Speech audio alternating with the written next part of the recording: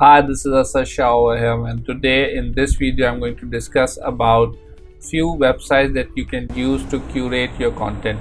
But over here today I'm going to discuss about basically a blog.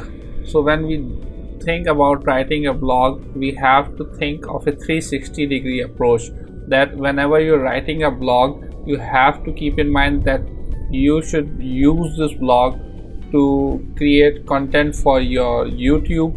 You'll be using that blog to create content for YouTube Shorts, for TikTok, for Facebook, for Instagram, for image carousel. So this is the 360 degrees that I'm talking about. You create at least a 2000 word document that contains almost each and everything about the particular topic that you're talking about. Then from that, the content that you're writing, that content has to be divided into subheadings, headings, and so on. So it should have images, graphs, and each and everything. So when you're writing a blog, first of all you have to understand what the structure of a blog is.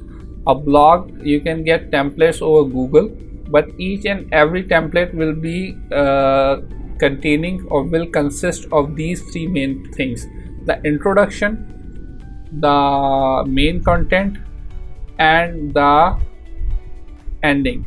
So what do you write in the introduction? The introduction, like each and every content that you're creating, should contain a hook, something that should entice your audience, or something that should tell your audience what the particular topic is all about, something that they see value in, so they stick to the other part of the content.